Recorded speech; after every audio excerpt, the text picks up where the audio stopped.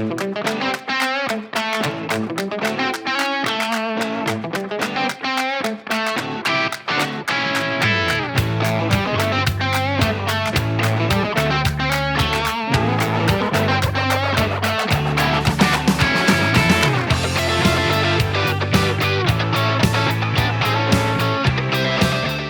welcome to Mr. Mom's World Speaks show. Today we have a great show happening. Mr. Mom's World Speaks is home to food, family, friends, fun, and fur. Two-legged, four-legged, we don't care, any order is due. With me today is, I consider a friend. We met, I'm going to say, 8-ish years ago on CTV Morning live cooking segment that I did for them. Aamer Haleem, how are you today? I am very well. Thank you for that introduction. And the way you helped to solidify our friendship is by giving me this chef coat with this name on it. Oh. So, I mean, if that doesn't say friends, BFF, right. I don't know what does. Absolutely. Because I would have thought, that it would have went into the garbage at the last move. No. It was delivered here where I've been living for a number of years. So maybe we are in the middle of, as probably everybody around the planet is, with the extra time that we have to look around and say, why is that lamp still there in the middle of a purge? But I will make sure that as much as I've been giving away a lot of stuff, this shirt off my back will not be surrendered. Oh, I'm appreciative. Thank you. Hey, so speaking of living in, you didn't say it, but I will, shitty, crappy times. What does life look like for Joe Average down where you are, like in LA? What does the pandemic, if you will, look like from your perspective? It's funny you asked that because a friend of mine, another friend of mine in Vancouver, and I were talking about what I've been hearing, and her response was, well, where are you getting your intel? In that what I was hearing from certain people, and again, it's a small sample size, is that a lot of people are walking around not wearing masks. It's not required in retail outlets by everyone. And you're hearing, something similar from here. But what I can say in my experience in walking around when I have to go out, whether it's to, get stuff at the grocery stores or anywhere else, any other retail outlet, you're required to wear a mask. You're not allowed in unless you're wearing a mask. Walking around our neighborhood and other neighborhoods that our friends are in, they say that, people are mindful and respectful of the fact that you're wearing a mask to protect yourself and others.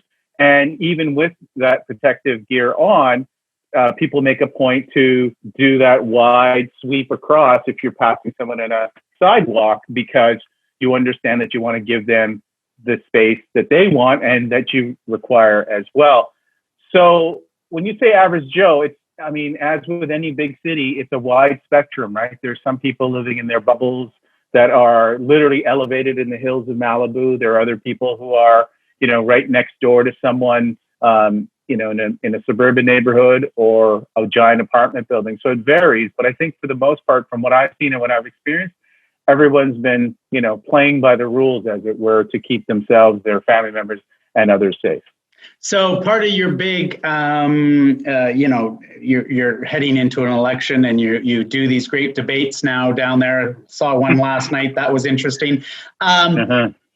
So this COVID is going to be a big part of that, and how the current president has handled it, that's going to be a big part of it.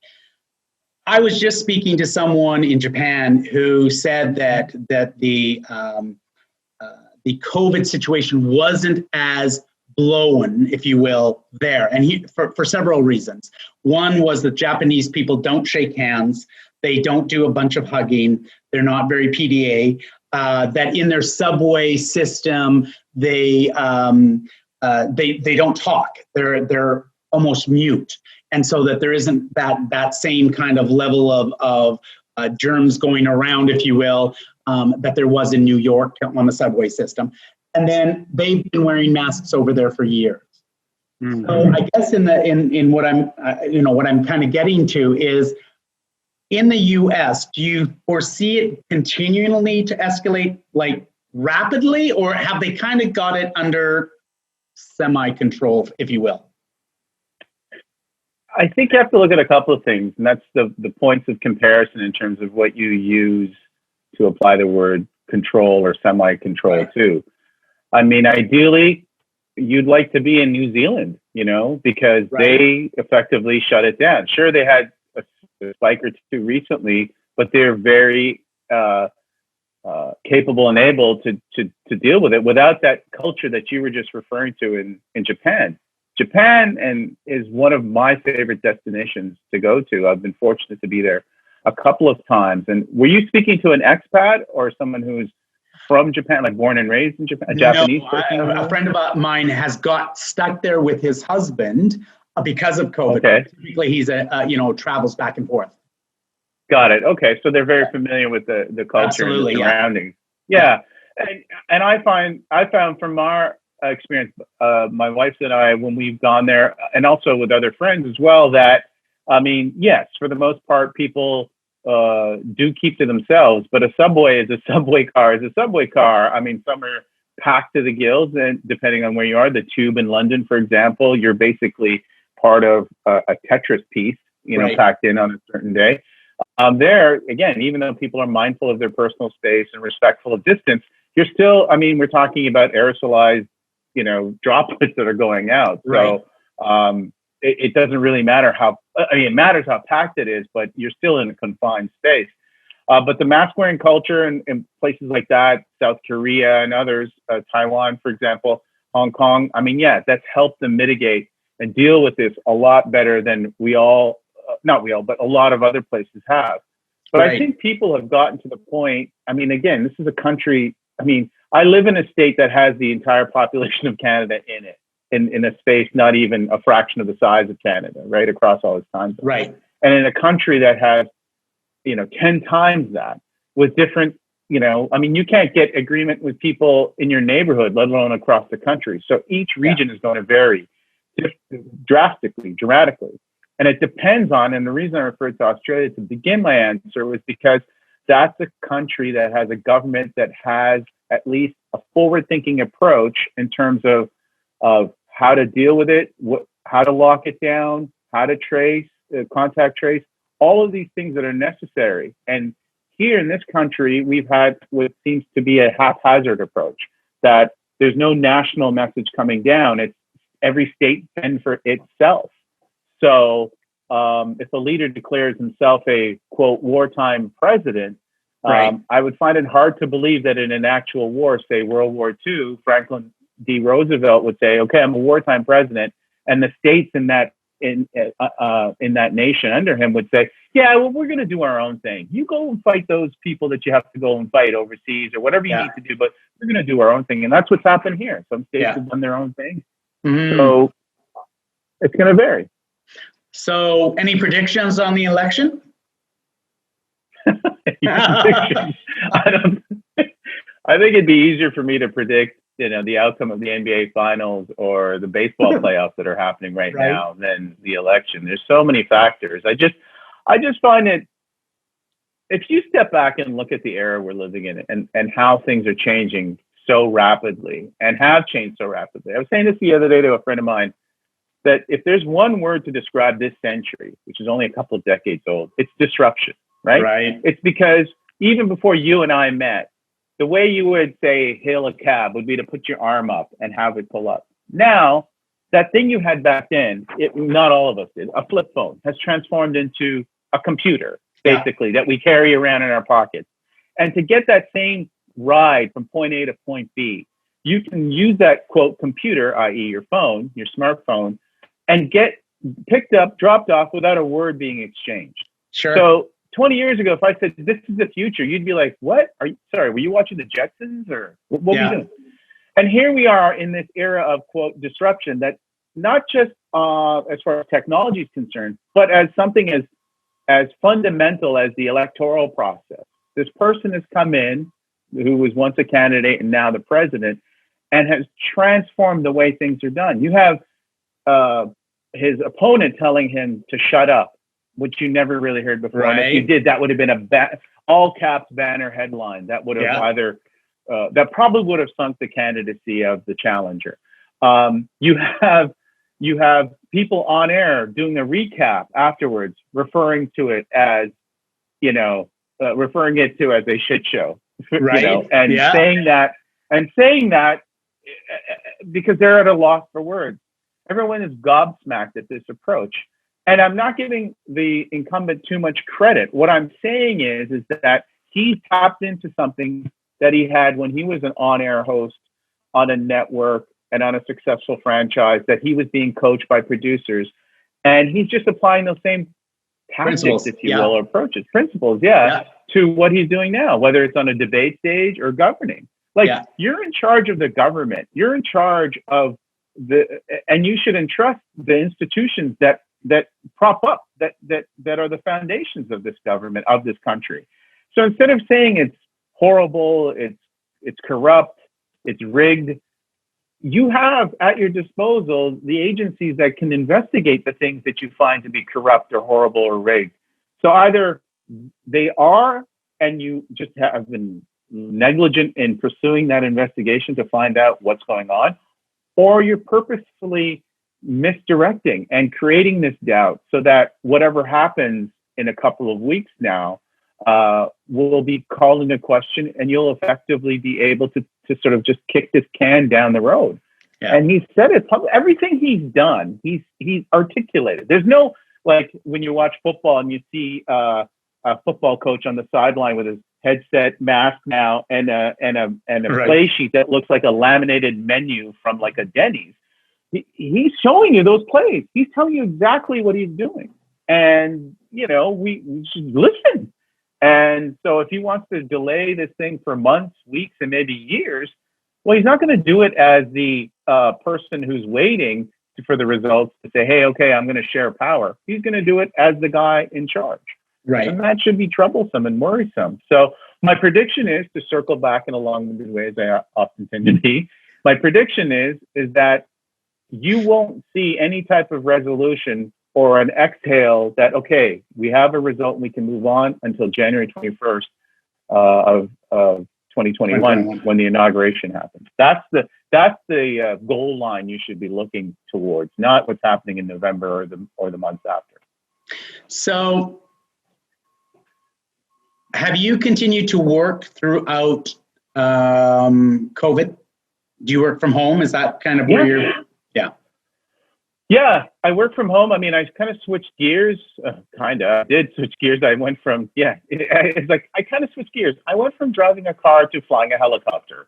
Is that switching gears? I don't, when we met, I was obviously hosting a live show and had done that for my career and worked as a producer as well. And though those shows have scripts in them, they're not scripted in the way that the shows are generally found on like Netflix or Apple Plus or Amazon. So what I'm doing now is I've been in the last few years, I've been writing spec scripts, which are, no one's bought them as such. But I've sat down with a bunch of different writing partners and have written scripts, sort of created worlds from whole cloth, if you will. Right. I've been doing that. I haven't been hosting stuff as much as going after commercial auditions. And oddly enough, with this luscious, non-coiffed hair, I've managed to book a couple of things, which has been pretty interesting because it doesn't really reflect the traditional thumbnail that I have of my, quote, coiffed hair. Coiffed hair. So I've been out there. I was just reading an article today about what it's like as Hollywood and Hollywood productions, and even non-Hollywood productions, TV productions that aren't necessarily described as Hollywood productions, they're all over the world, have opened up, and what life is like on set. And I'll tell you, I mean, this article I read, which is on vulture.com, is pretty accurate in terms of everyone has the best intentions at heart, but as I'm sure you found in your work life as well, we are all human and we're prone to mistakes. Unfortunately, the consequences of the mistakes you might make while trying to protect yourself and others could have pretty dire consequences. So it's been tricky out there. So you like, if anyone goes and reads any part of your bio or tries to stop at 100 articles about you, because there's everywhere, So your career started when? Let's back that up. We met again about 8 years ago. You were a co-host of CTV Morning Live. I came in and did a breakfast segment. I just wanted to say this before we go any further, that truly you made me feel so welcome. And your co-host, what was her name? Sorry, off the top of my head. It'll come to me. Eva Longoria. Yes. And so... No. I'm kidding. She's lovely. You guys just made me feel so welcome and so at home, at ease. When we left that spot, we had 225. I won't say calls because it was texts, it was emails, it was calls of interest from potential customers, and it threw our business into overdrive for the longest period of time. Amazing. So thank you for that. We owe you huge for that bit. And I remember saying to you, because we were brought on, my company name, of course, is Mr. Mom's World, and we were brought on kind of as a kids kind of, what do you do for kids, friendly lunches, that kind of stuff. We did a pierogi lasagna, and so I said to you, listen, I don't want that to be the focus. I don't want it to be about kid thing. And you said, I got you. Relax, I've got you. And you did have us. And so thank you. I will forever be in your debt. And appreciate it. Thank you. So where did you start from? Because like I said, anyone reading about you, there's a bazillion pages about you. How did your career start? Well, funnily enough, the day we met, that was the first time I was on camera. So wow, am I good? It was not. You're full of it. Eva as well. You and Eva, first time on camera, right? Yeah, she went from being a desperate housewife. Right. I went from being a desperate host, and we worked together so beautifully. No, it's funny because that what you said is honestly among the biggest compliments I've received because in doing this job, because that was my goal. The cooking segments were always my favorite for two reasons. And as I go through this, don't put yourself in any particular category. I'll do that. I'll do that. Trust me. I loved having a chef come on, knowing that he or she was at the top of their game, right? They knew what they were on there for a reason. They had not just a cool or quirky or interesting recipe, but they had something that they had perfected, that they had worked at for years and years. And that's why they came onto our show. But unlike today, 8 years later, where you're comfortable in front of a camera of many, many people, just because they can hold up a phone and talk to it ad nauseum and send it to their followers or their friends or whatever, or both. So I always found it interesting, and I would try to assess in the first few minutes of meeting someone who came up, particularly in the cooking segments, how comfortable they were. Because I knew that if they weren't comfortable on camera, then that would be a challenge for me, but not something that I would shy away from. Quite the opposite, I would entertain, because they have to show me what they're doing and thus show the viewer what they're doing. Yeah. But if someone was on there and they were basically a step away from having their own show, they were that good on camera, and they being able to explain to the host next to them and to the camera, i.e. the audience, that I found interesting, because it was like playing tennis with, you know, a person on the ATP, like who's out there, who's playing professionally and is at the top of their game, not as a chef, but as someone on camera as well. Right. You, was that your first appearance on TV, or like doing something in that role? Yeah. I mean, I as you know, I belong to many boards and stuff, so I spoke on behalf of foster parents and stuff like that. But yeah. Right. But it's a different game when you're under lights and it's a live TV show, and you have a limited amount of time to do something that would take you a lot more time to do. Right. And you were great. You were like one of those people that you come in and you're like, okay, this person is again, for lack of a better word, a natural. They're not. It's one thing to have that outgoing, fun personality in real life away from a camera. It's another thing to be able to convey that on camera too. So then it was like, with you playing tennis with someone who is at the top of their game. So, and then that affords me the ability to banter and to joke around. And again, to borrow from someone I referred to earlier, I was talking to you off camera about David Letterman. you would see that his cooking segments were meant to be not infotainment, but just entertainment. So he would do whatever he could, sometimes to derail the segments. That was not my perspective, but I also wanted to have fun with the person who was on. So it means a lot to say that, you know, that you felt at ease despite having to, on top of everything else, come in with every ounce of ingredient, every last ingredient that you needed to have. You have to bring that in, set that up in the middle of a TV studio. So I always, no matter how well or sometimes not well the segment went with different chefs, I always applauded and thanked them for being able to at least show up and basically get it and just start the thing, let alone, you know, execute it properly or not. As far as my career is concerned, I mean, it goes back a couple of decades. I went to school in Toronto called Humber College for television production, television journalism, actually. And so I studied that. And so you studied all facets at the time. In the early 90s, it ranged from print, which was a thing back then, newspapers being delivered to people's homes, radio and television. And so I just started to lean towards TV. And then I got an internship at TSN. And I happened to be on a brand new show called Inside Sports. And went from being an intern to jumping to hyperspace and getting hired because I proved myself and becoming an associate producer there. So, and then after that, my goal was always to be on air. And they gave me some opportunities to report on stories, like front them, i.e. put myself in them as much as write them and have another, you know, TSN host voice them. So I would do cable access television, which, you know, again, there's Rogers, there's what else is out there? There's different, you know, TELUS, I guess, has Shaw, like they'd be local. Yeah, Shaw Cable, sorry, not TELUS. So I had you know, a cable show for a while, which was fun, and then my big break, in a weird way, came from an invitation to go work in Hong Kong for a music channel over there, and I went over as a producer and a backup host. But a much longer story is attached to the fact that the host who was hired eventually just didn't show up to do his job. And then they decided, okay, well, we'll get another host. And so they auditioned a bunch of people, but I was the person who was the main host during our rehearsals and startup. Everything I've done pretty much in TV has been a startup in one way, shape, or form, whether it's the station at the corner of Robson and Burrard or shows like the ones I've just described. That's what they've been.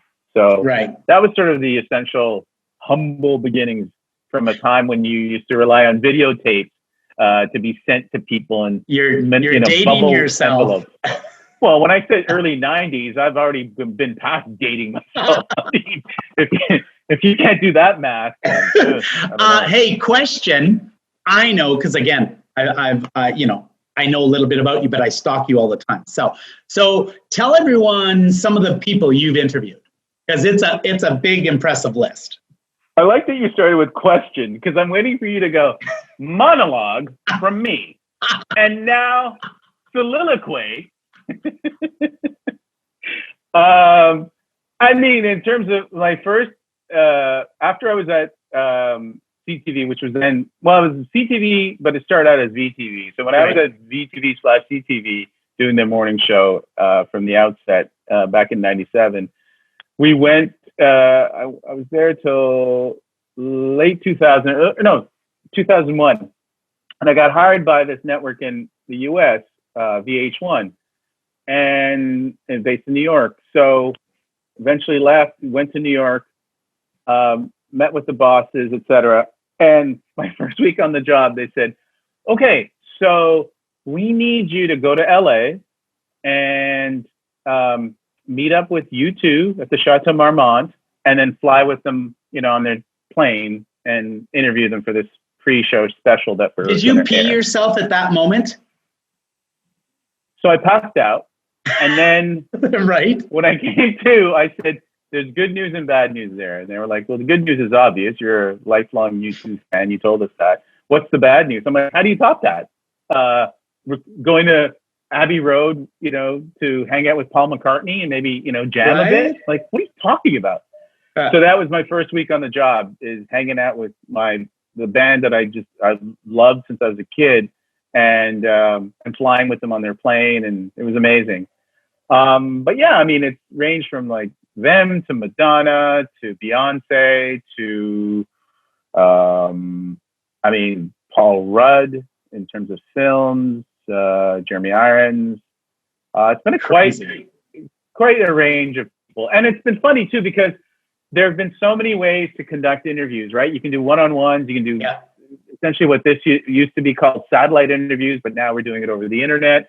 Red carpet interviews were my absolute, I hated red carpet. Really? What are you getting from, because what are you getting from someone? Like you come by, I put a mic in your face. I'm like, hey, how's it going? How do you feel? I mean, it's an award show. What do you mean, how do I feel? Are you nervous? Why would I be nervous? I mean, I'm not going to go. It's not like I have to run a 100-yard dash or throw a football or, whatever. Yeah. I'm just going to sit in my seat and hope my name is called. And who are you wearing? What? What do you mean, who am I? This. Anyhow, but more than that, more than the sort of like quick back and forth questions, it was, what fascinated me was the sea of humanity. And my favorite part would be, like, if I had my position on a red carpet, if I was working with someone else, we would sort of switch off. When he or she was doing the Q&A part, I would stand up on like an apple box and just watch people swim by, like just in a wave, just like, and the different waves of people was just, it was fascinating. And one time, so VH1 had a show with Hulk Hogan and his family. Yeah. And we had to promote them, and they said, you have to talk to them and all that. And I'm like, okay, cool, yeah, fine, promote shows within the family, etc. And then other artists came through, but one artist came through before them was the late great, the legendary James Brown. Right. So I'm talking to James Brown, and I can't remember because it was so long ago exactly how we got on the subject of. Well, no, it was research. Of course, it was. How do we get on? I asked the question. I go, I understand.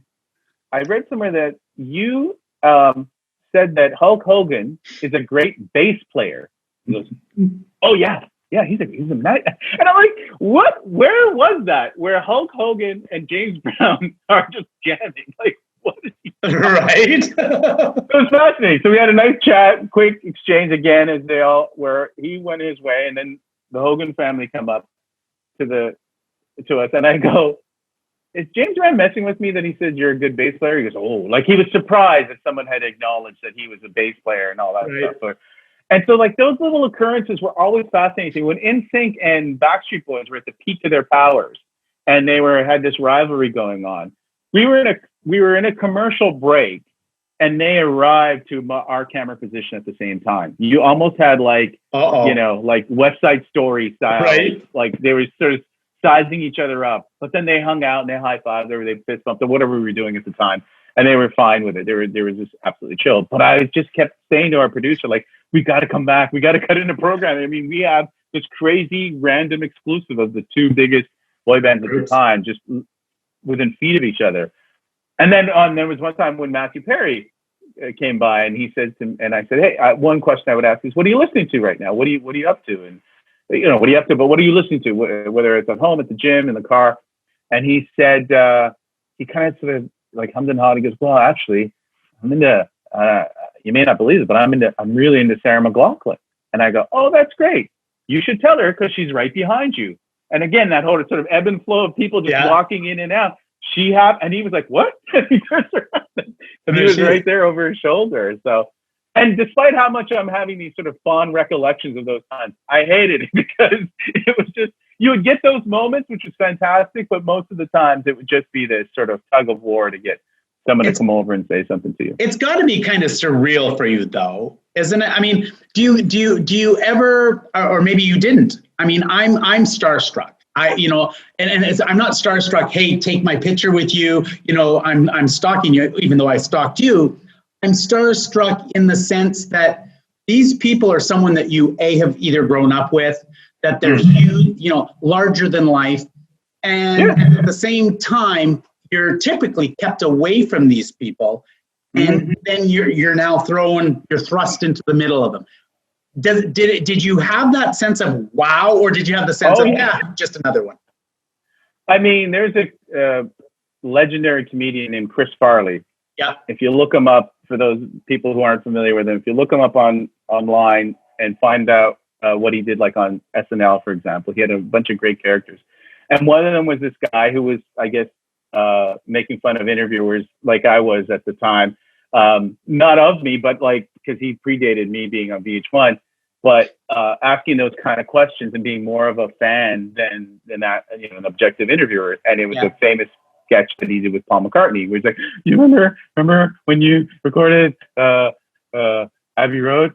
That's cool. Like that kind of thing. I was like that and may still be like that. I don't know. I haven't seen them in years. With you too. I had the good fortune, as with that story I just told, to interview them like my first week on the gig. And then I saw them a couple of other times after that. And we saw each other frequently enough that they would say, hey, they may not have remembered my name or whatever, but they associated me with the network. But every time I would just be like, so you guys, I remember once I made them laugh a couple of times, sometimes intentionally, sometimes unintentionally. But one time intentionally was unintentionally on my part. But I was saying what I meant to say to Bono was, all kidding aside, but for some reason I said truth aside, and then I went forward and I realized, oh shoot, I said truth is, and he got a kick out of it. It's like, as if to say, yeah, a lot of people in this profession are like that. So I'd be like that all the time. But what I found interesting was when someone prepared me in a way to say, hey, you're about to interview Madonna. She doesn't suffer fools. You better be prepared. To which I would say, I'm always prepared. Like, I don't go, I always say to myself, like, why would I waste their time? Like, not, you know, they're willing to sit down with us for a half hour, whatever. Why would I waste their time? They have so many other opportunities to do these things or chances to talk about whatever. I also want to represent my network, my employer, whoever has hired me, in a way to say, yes, we researched which, you know, I know what I'm talking about, and here we go. I used to do a bunch of interviews for Sundance Channel once upon a time during the Sundance Film Festival, and we would do like 5, no, it was more than that, like close to 10 a day, and at about 5 minutes a clip. It would be long, 15 minutes a clip, and you'd have cast members, you'd have directors. It wouldn't just be one-on-one interviews. And I had to talk to them with very little information about movies that were just coming out, and not without the luxury of having seen the films, because I was sequestered to a studio during the festival, interviewing these people time and time again. So it always impressed me or make me feel good, so to speak, when someone would say to me, hey, I'm glad you liked the movie. I'm glad you liked what we did. And I'd be like, fun fact, I never saw your movie, but I'm glad you thought that I did, because that told them that I brought my A game to the process. So Madonna, Robert Redford, these are a couple of, iconic interviews that I did. And I'd get told by producers or people around me saying, you got to be prepared. You got to be, and I'd be like, yeah, cool, I got this. But it would be a good reminder that you couldn't be that sort of cracked voice sycophant. You had to be, just a dialed in journalist to talk to them. And they would respect that, because once they smell, a little fear or hesitation, they'd be like, yeah, this is going to be a waste of time, because they've been interviewed thousands of times, right? Yeah, so for sure. When you got to laugh, you get a laugh out of Madonna over something intentionally, or Robert Redford intentionally. Like, it just, like, it makes you feel good because they're relaxed and they're able to sort of have that conversation with you in a way that you want it to go. Yeah. On that note, we're going to take a quick break and we're going to be right back.